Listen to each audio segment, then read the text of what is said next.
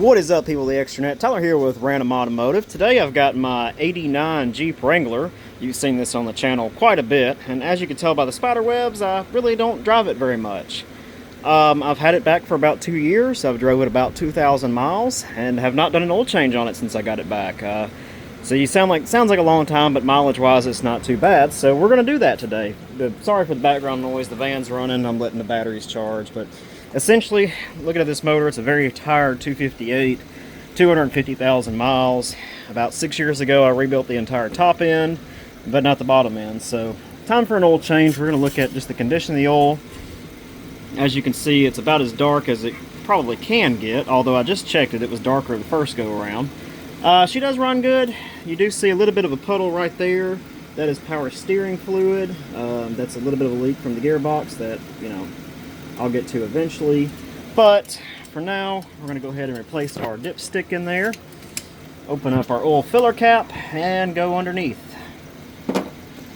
Before we go underneath, just wanted to show you the oil I'm using. It's 2050. We're going to use some Lucas oil stabilizer you see down there. I've got some mix and match parts because I just did an oil change in that.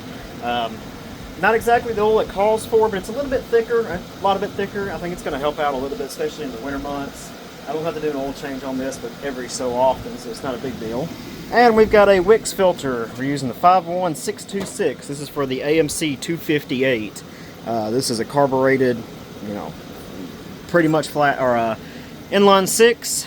Nothing special about it. It does have an HEI distributor. So let's go underneath. Before we do that, you can see where our oil filter is. It's basically, you're going to access it from the top unless you're just really lifted up. This Jeep is lifted, but not enough to worry about. I can just reach it right here. So I'm going to take this off from the top. Not many vehicles that you can do that, but for now, let's drain the oil out. So I apologize for the reflection. Drain plug. Internet called for a 15.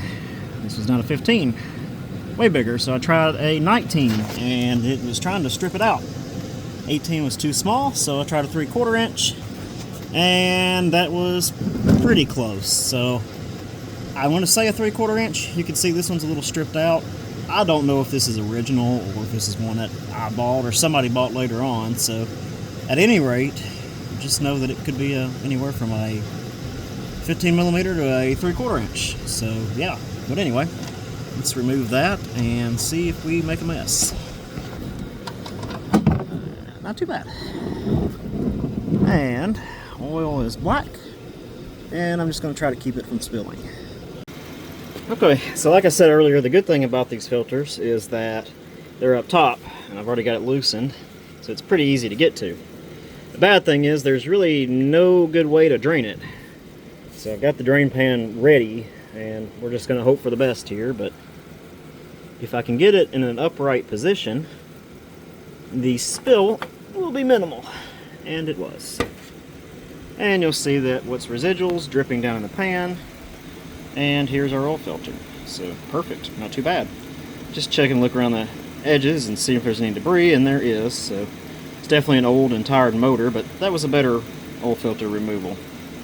So you might be able to tell how gooey that is, but she's definitely leaked from that oil filter before. It might have not been on tight enough, or it might be just a small leak that you can't do anything about unless you replace a lot of things. But at any rate, let's keep moving. Wasn't much in that oil filter.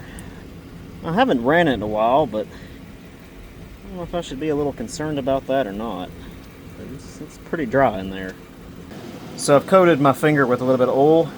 This one, basically we're going to go around this seal, make sure this seal's lubricated. We want to make sure that, this is going to help it where it seals better and also for removal later down the road. Okay, so new oil filter's in, drain plug is in. It's also important to remember, folks, that there are certain places that want to put these things on with 40,000 pounds of torque, and it's just not necessary. Yes, you want them tight so they don't leak, obviously, but it doesn't have to be on so tight that you're never going to get it back off, or the next person's never going to get it back off. And especially when you're working on folks' vehicles, maybe next time they want to do it themselves and they want to be like, who did this? So you want to make sure it's tight, you want to make sure it doesn't leak, but you also want to make sure that it's not on so tight that you strip threads or whatever.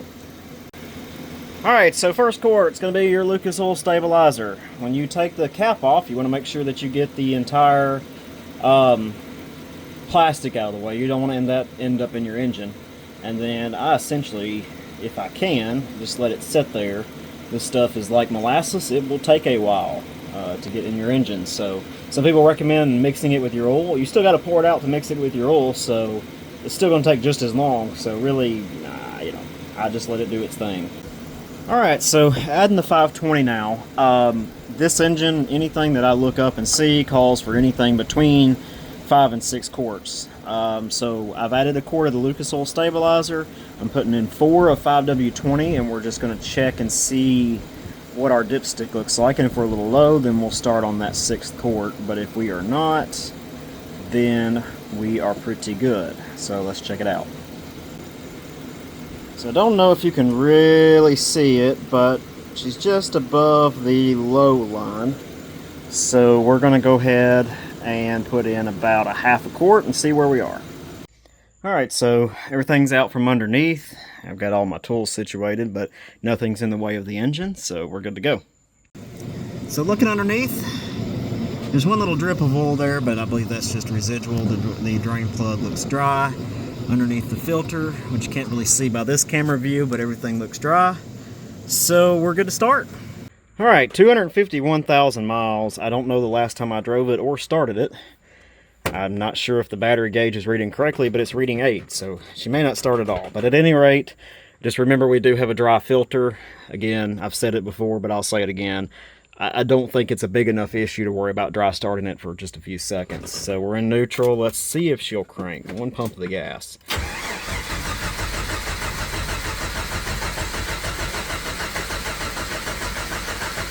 Okay, we did not build oil pressure yet, so I'm going to give a couple of pumps of gas.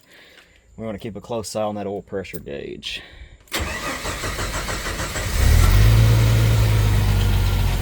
Little clattery, and there goes our oil pressure. Way up. That's what we want to see. So we want to make sure we maintain the oil pressure. I think the voltage meter's not working. That should work, should be good. So we're going to let it run. We're going to check for leaks. Alright, so dry underneath.